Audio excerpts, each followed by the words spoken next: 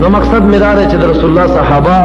هغوی په دغه طریقو باندې د دین دپاره قربانیانې کړي دي. موږ به انشاءالله هغې هم دا زیات جنګونه چې تاسې ګورئ تاریخونو کې رسول الله د وفات نه وروستو دا چې دی نو د نصاراو سره شوي دي. اوس هم د نصاراو سره د مسلمانانو مقابله ده. صلیب والا امریکنین دهشتګردي دي، خو جهاد په دهشتګردي وایي. نو جهاد په دهشتګرد کفر وایي، په دین هم باندې تا ترئ. نو که ته یو سیاسي چل کې چا ګر کړی چې یاره دا رشتې دهشتګردي ده، دا دهشتګردي نه ده، دا جهاد دی. د قسطنطنیې بادشاه چې دا د هرقل بادشاه قیصر روم زوی و، کسرا نه بلکې قیصر روم چې هرقل نامه وه د هغه زوی و، قسطنطني نامه وه. قسطنطنیه ورته ځکه وایي چې د اولنی بادشاه د قیصر زوی چې هرقل و، د هرقل زوی هغه چې کوم دی نو قسطنطنین په دې بادشاهي کړې وه. هغه هم راوغوښته دیرجان چې دا د هرقل بادشاه چیف آرمی سټاف د افغانستان په اصطلاح لوی درستیز و، هغه هم راوغوښته. یو دوه درې نور لوی لوی بادشاهان هم راطلب کړه. د هغوی په مخ کې هرقل بادشاه دا اعلان وکړه چې د مسلمانانو مقابلې ته به زه پخپله وځم. هغوی ورته سوال وکړه چې دا ځل موږ ته لوی لښکر راکړه او موږ به د مدینې او د مکې نه هم صحابه ختمو. پاتې لا دا چې شام علاقه یې زموږ نه نیولې ده. د دې لوی لښکر تیاری بندوبست شو. روسیې قربانۍ دپاره په هغه وخت کې د اسلام دشمنۍ ته 2 لکه فوجیان ورکړه. رقیم باچا قسطنطنین 2 لکه فوجیان ورکړه. دیرجان 2 لکه فوجیان ورکړه. هغه نورو بادشاهانو حتی کې 10 لکه فوجیان رومیان برابر شو. 80,000 کسان نام نهاد چې هغوی ایمانونه راوړي وو او بیا د صحابو نه تښتېدلي وو. لکه نن سبا مسعودیان چې اوس یې امریکې ته هرکلی ویلی چې موږ به د امریکې تر شا کلک ولاړ یو، د طالبانو مخالف کې به جهاد کوو. دا مرتد دي د دین نه، په دې جهاد بالکلیه روا دی. ته د کافر څه درېږې، خپل مسلمان رور ولې. هغه هم دغسې خلک وو. جبیل ابن سهیم غطاني مشر و، د هغه په مشرۍ 80,000 کسان مرتد شوي وو، اول ته تښتېدلي وو هرقل باچا سره. نه 80,000 هغوی وو، 10 لکه دا نور فوجیانو. هرقل بادشاه تربیه ورکړه. د خپلو فوجیانو ته یې وي چې تاسې به ټول په دمه پراته یئ. مسلمانان شام ته 2,000 راغلي او دا کسان عربیان چې موږ ته را تښتېدلي دی 80,000 دي. نو دی 80,000 هغوی 2,000 توره په توره ماتېږي، اوسپنه په اوسپنه ماتېږي، عرب په عرب ماتېږي. د دې عربانو دپاره به اولنۍ مقابلې ته د خپل عربانو ځي. دی به ورسره مقابله کوي. که دې 80,000 چېرته جنګ ونه کړی شو، بیا به تاسې 10 لکه کسان مقابلې ته وځئ.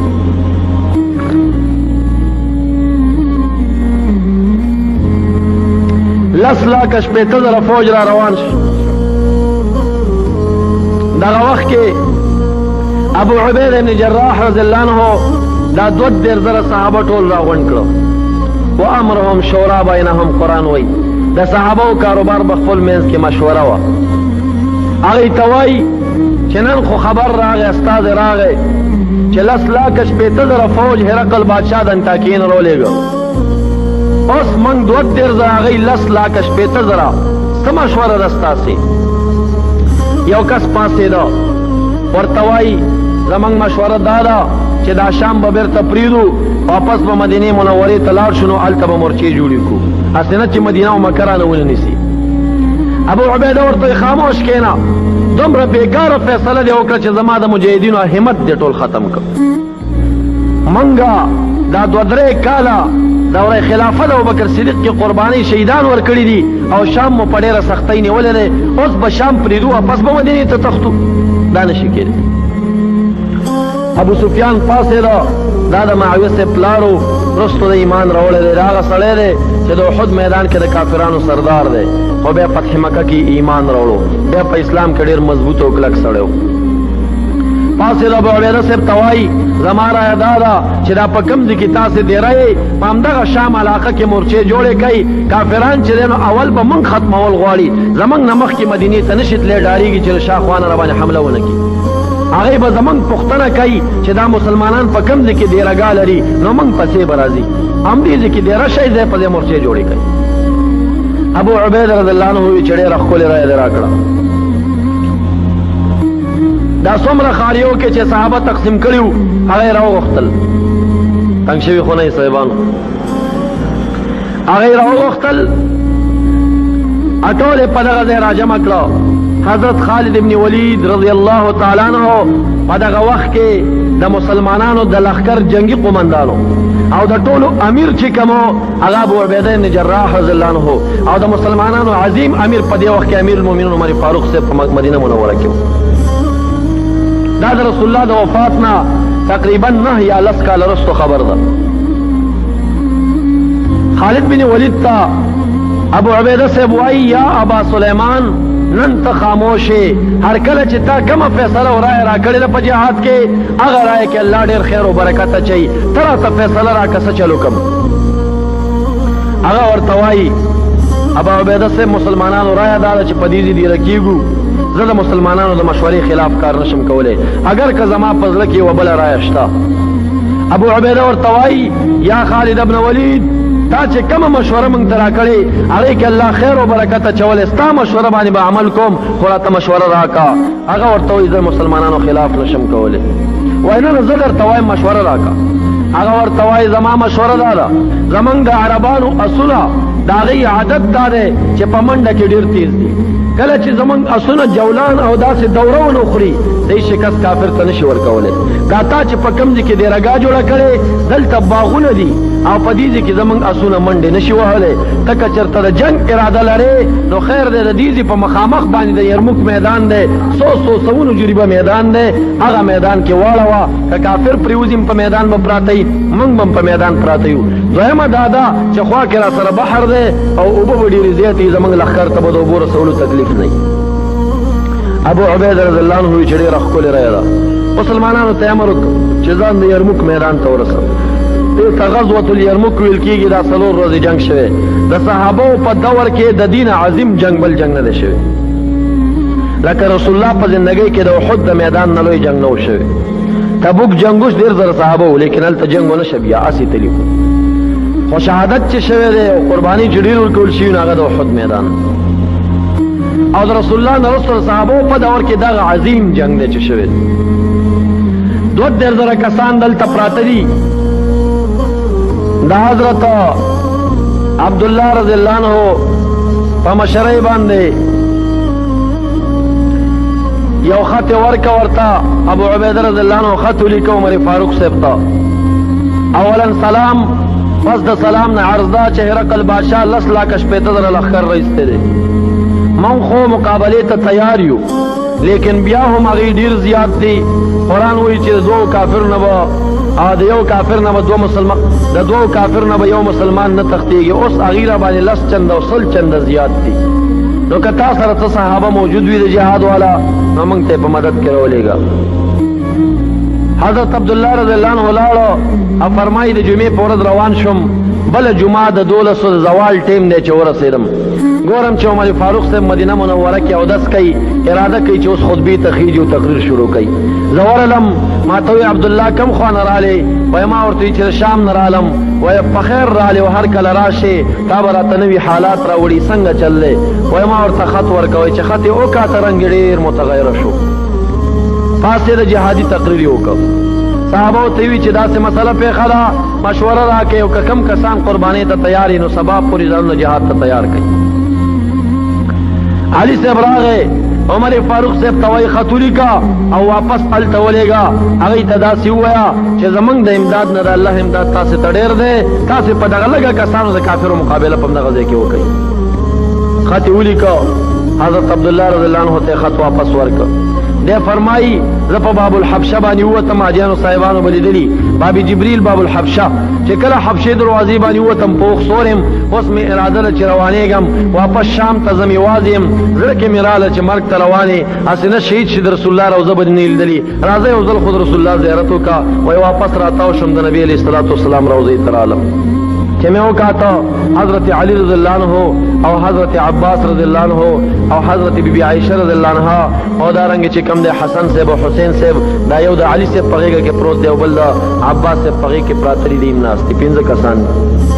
ما چې سلام واچو علي صاحب راته وایي کا ولې دلته پاتې شوې په جلته ځان رسوه.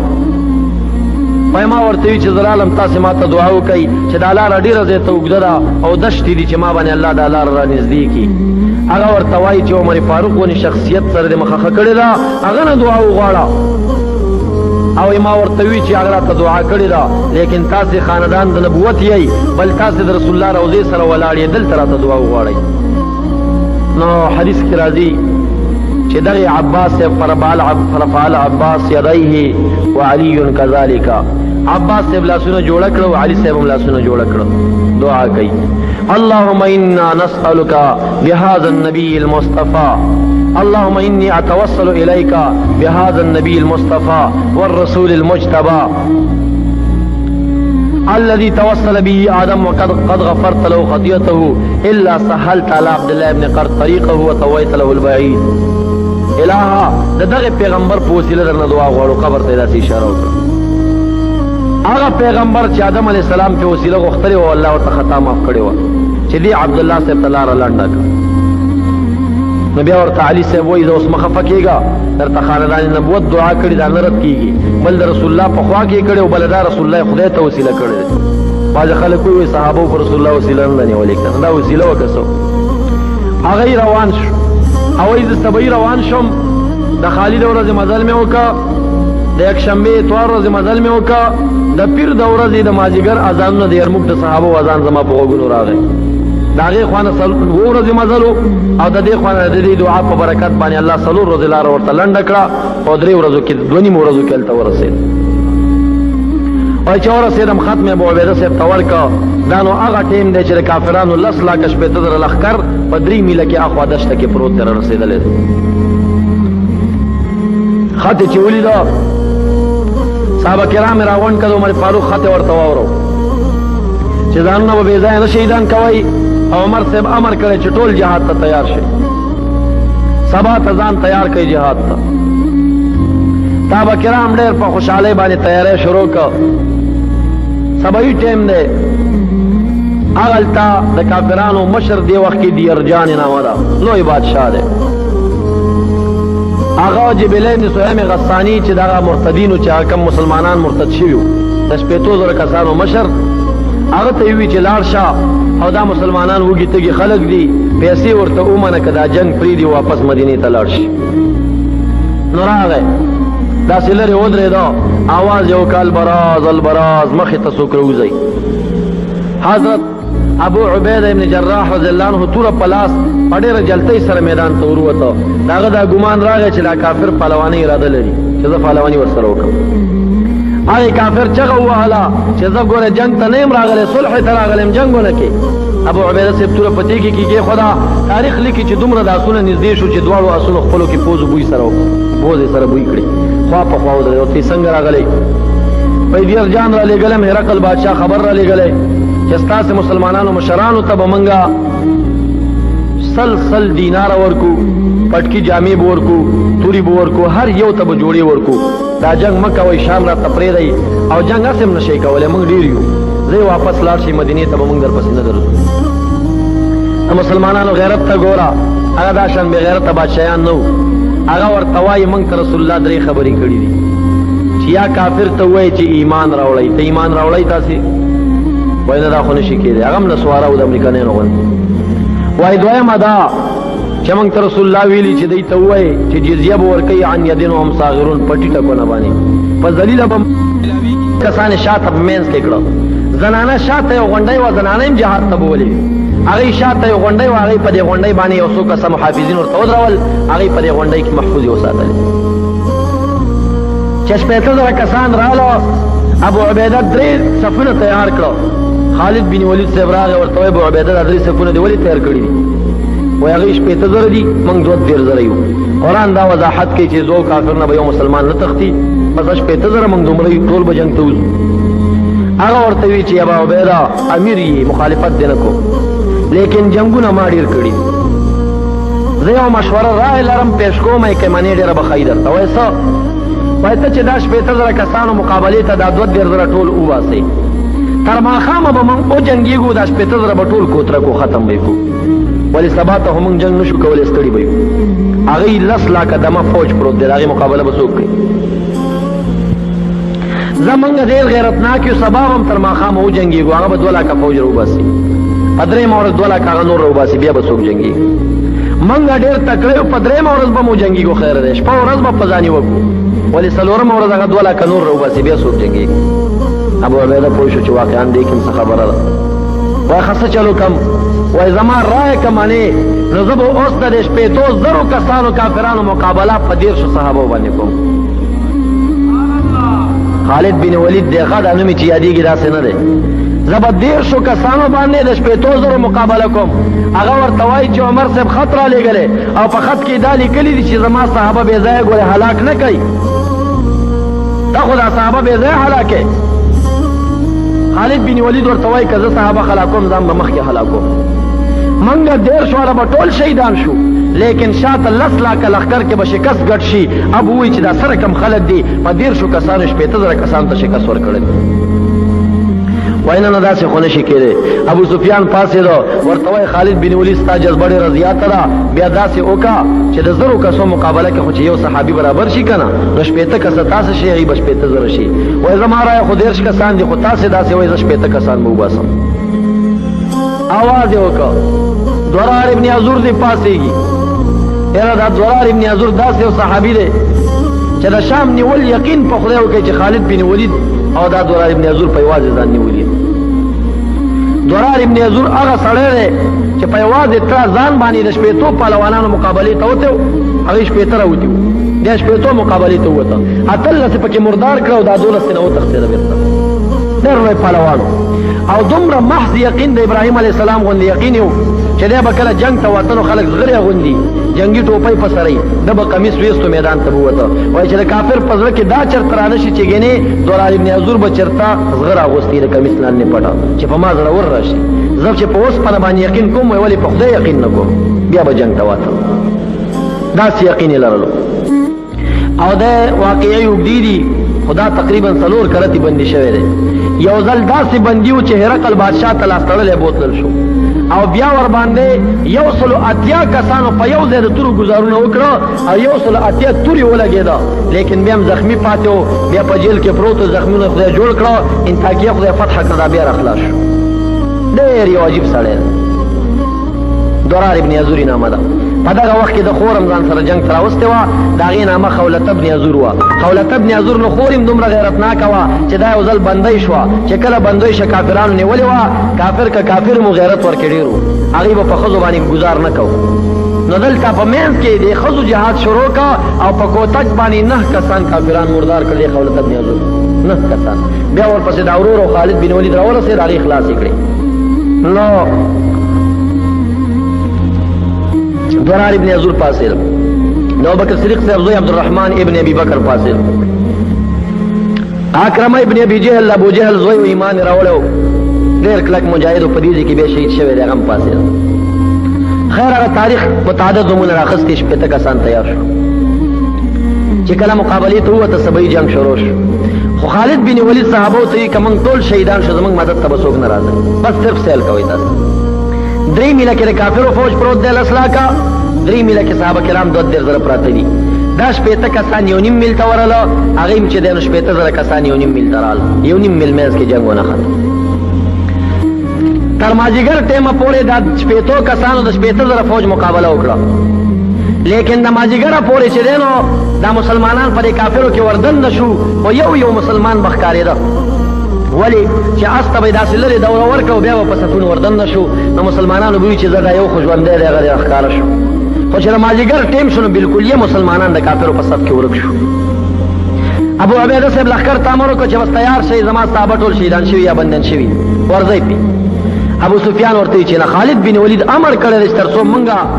خبر نه وي راغلی تاسې به هغې پورې مونږ پسې نه راځئ د ماښام ټیم و چې هغه 15,000 کسانو ته دې 15 صحابه کرامو شکست ورکړه هغوی وتښتېده او خالد بن ولید ستړی ستومانه د مسلمانانو لښکر ته راغی پاس باندې سور چې راغی صحابه را روان دي ستړي ستومانه چې یې وشمارل نو 20 صحابه ورسره دي 40 صحابه ورک دي خالد بن ولید سر ټیټ که وایي ژړل وایي زه به خدای ته څه جواب ورکوم عمر فاروق ته به څه جواب ورکوم چې تا د 40 صحابه ولې شهیدان کړي دي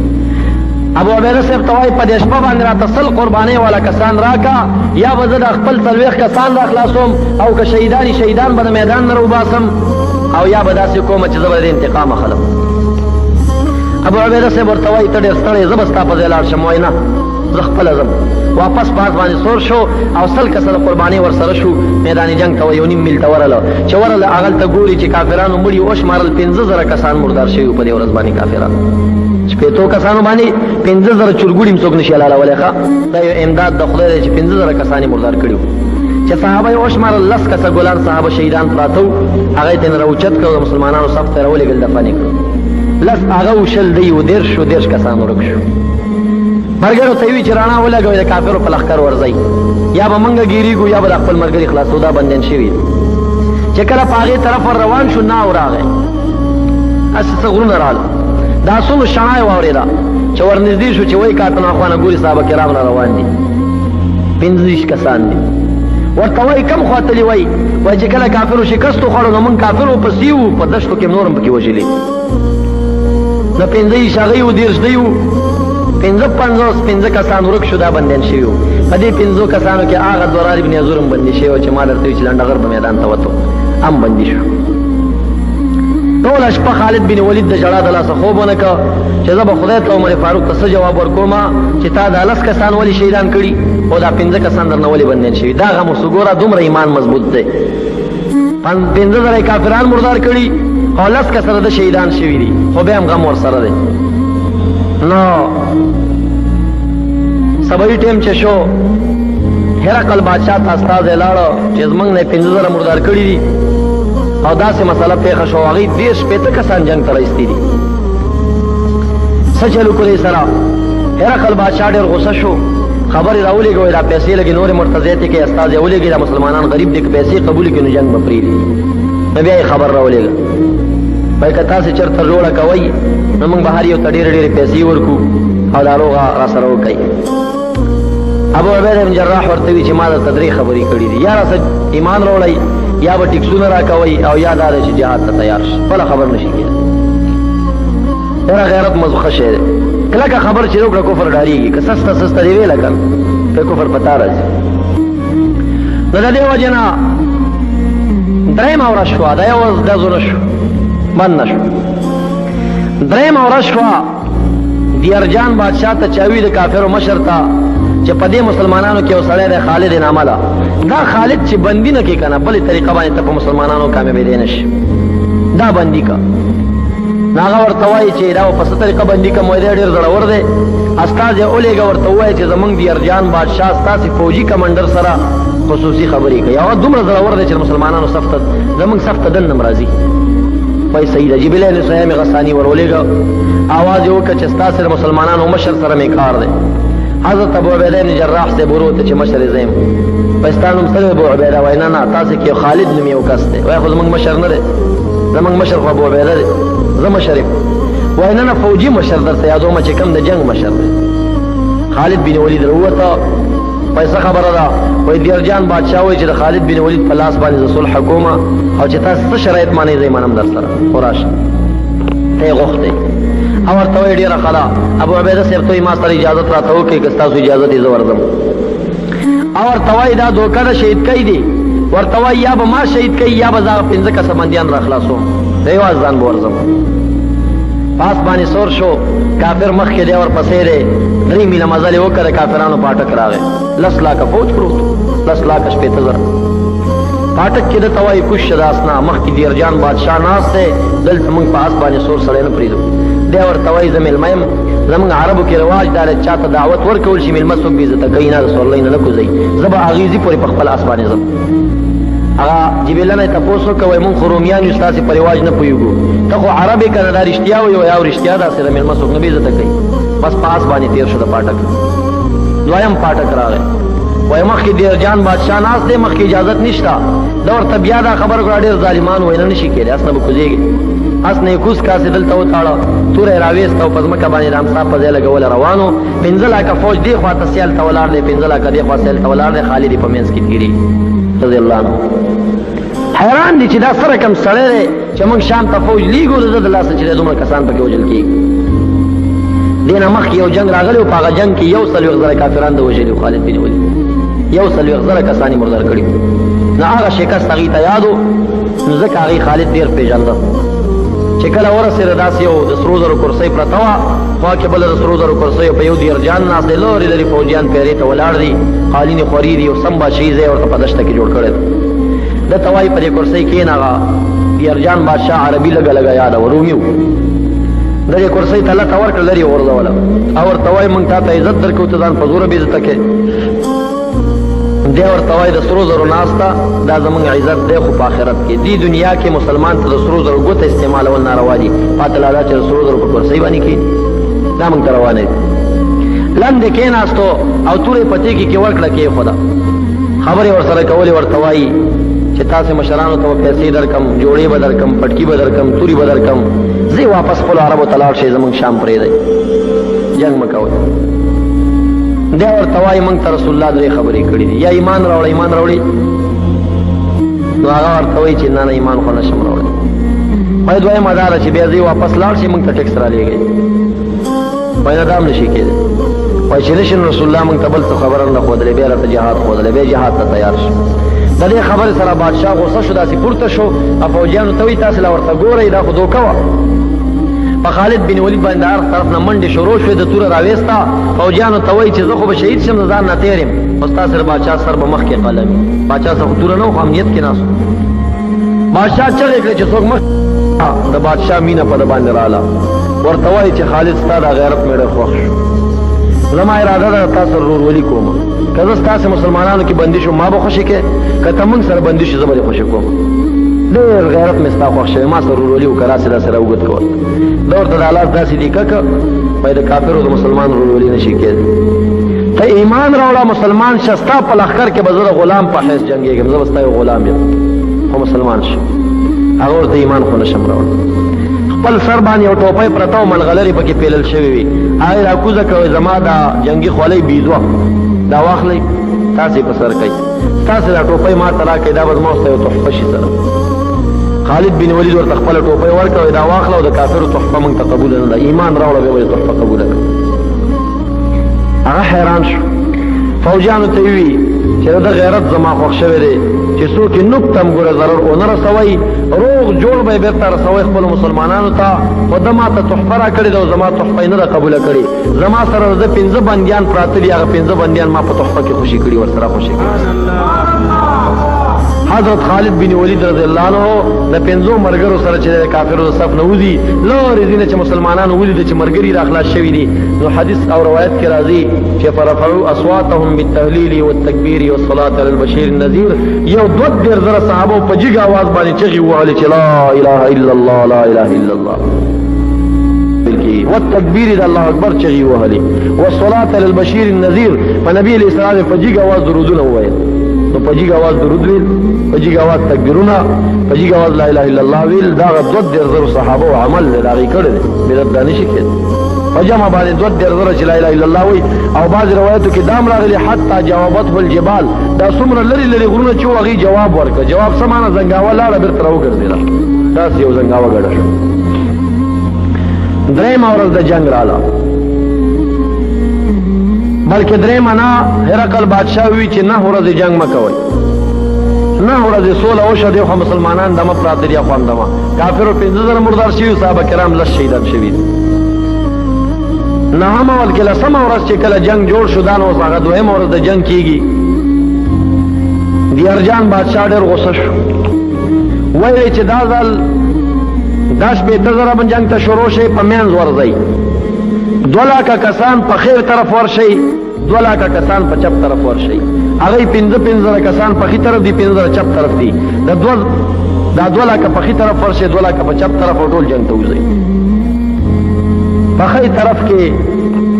عبدالرحمن بن بکر او په چپ طرف کې حضرت درار ابن عزور چې بندي شوی او دا یې فوج مشر کړی 5 زره کسانو په دې طرف 2 لکه کسانو حمله راوړه لیکن درار ابن عزور داسې جنګ وکړ ملګری چې هغه 2 لکه کسانو ته شکست بیرته ورکړ او تښتېده خو په ښی طرف باندې چې عبدالرحمن بن بکر مشر و هغې باندې چې 2 لکه کسانو حمله راوړه هلته مسلمانانو کې شکست ګډ شو چې شکست ګډ شو نو ښی طرف نه لښکر پکې رادن نه شو حتی کې چې لښکر رادن نه شو دې وخت کې ښځو هم جهاد کړی دا شاته غونډۍ ته هم کافرانو مسلمانانو را نږدې شو دغه خولت ابن عزور چې د درار ابن عزور خور وه تاریخ لیکي چې دې کوتک په لاس باندې مخې ته مسلمانانو ولاړو د مسلمانانو اسونه به یې په کوتک وهل ورته وولې بېرته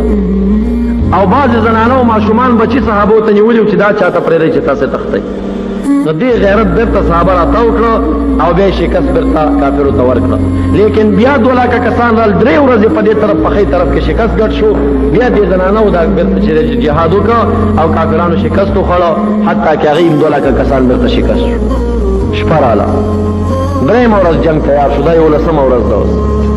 دا 3مې ورځې جنګ باندې دیارجان غوسه شو پاسېده د چوکۍ نه اوس به زه خپله میدان ته وځم تاسې سره کم خلک دي یو مشهور بادشاہ لوی پهلوانو هغه ته یې وویل چې دا ځل میدان ته خپله ووځه او د براز اعلان وکړه کیدای شي خالد بن ولید مقابلې ته راوځي نو هغه سره پهلواني وکړه چې دی پکې ختم کړي نو بیا به څوک پاتې نه شي هغه راغی میدان ته او دومره غټې تنې خاوند و صحابه فرمایي چې دی مونږ کله ولې مونږ کې یو غر دی دومره غټ و 100 ګزه اسې لرلو چې راغی اعلان یې وکړه البراز مخې ته راوځئ څوک خالد بن ولید اعلان وکړ چې مقابلې ته څوک وځي نو په دې کې حضرت درار ابن عزور رضی الله عنه هغه صحابي لنډغر میدان ته راغی وایي ما ته اجازه وکړئ مقابلې ته به زه وځم مخه ورسره وشوه هغه میدان ته ویسته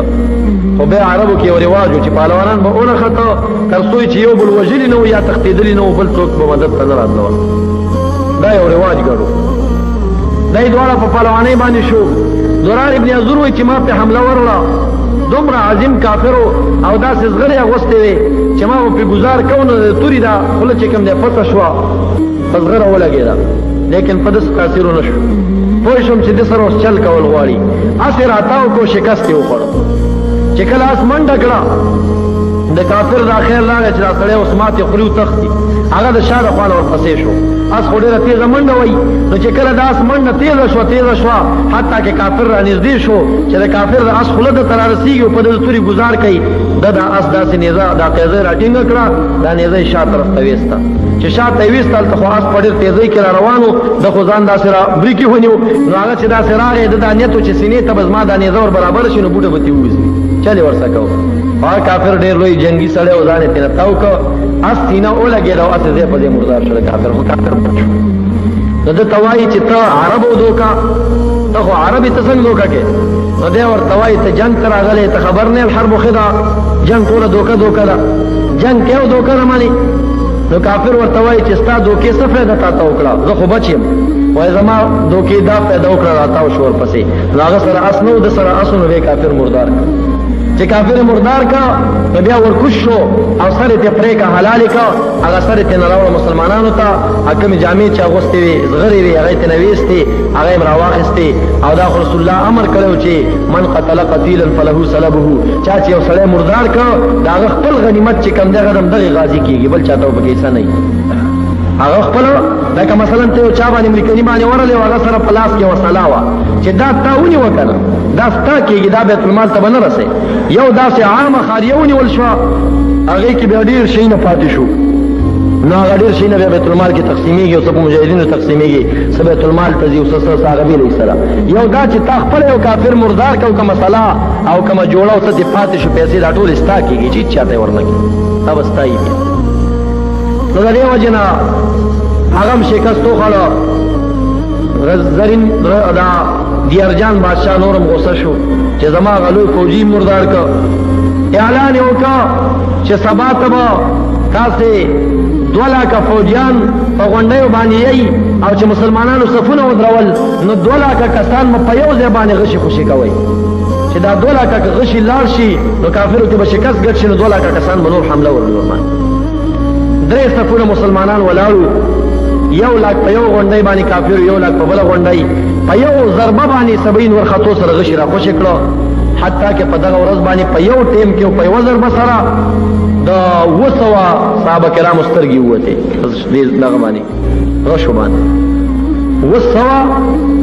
او د دې وجه نه دې ته یوم التعویر ویل کېږي تعویر د عور نه دی عور کوک سترګې ته وایي په دغه ورځ باندې صحابه کرامو سترګې وتلې وې یوم التعویر د جنګ ورته ویل کېږي سخت شکست صحابه کرامو کې